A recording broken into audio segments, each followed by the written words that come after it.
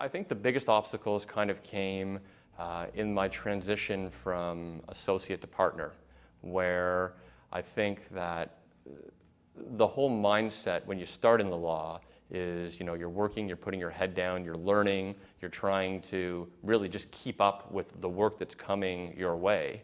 And sort of the real interesting shift for me was moving from associate to partner, where I started to think more of the law as a business and trying to figure out how to find my way in that sort of area of the law.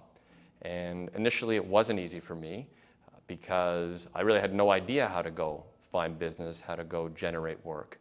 And spending a lot of time really feeling like I'm banging my head against the wall trying to figure out how to do it. When I eventually felt that I was starting to get the hang of it, that was for me a major obstacle that I overcame. Well, I think what happened to a certain degree was, having been busy all my career just doing work, I never really thought about it.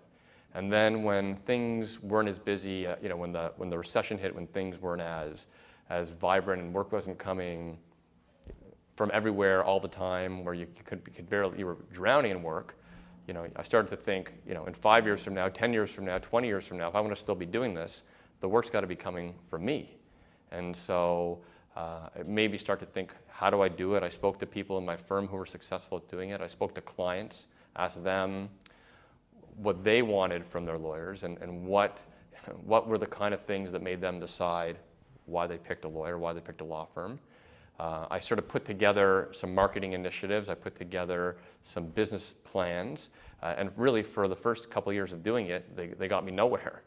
But the advice that a lot of people gave me was, you feel like you're banging your head against the wall, but if you persevere and you keep doing it, and you invest the time early on, it will pay dividends down the road. And it's not after a lot of frustration, but I'm really happy that I did that work, because it's been successful, for me, from my perspective, ever since.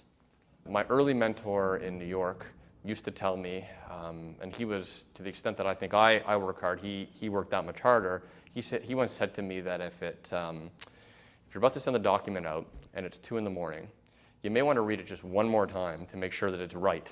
And send it at 3. If you're here till 2 o'clock anyway, what's the extra hour? And if it means that you're going to catch that one more mistake and do it right, then you should do it.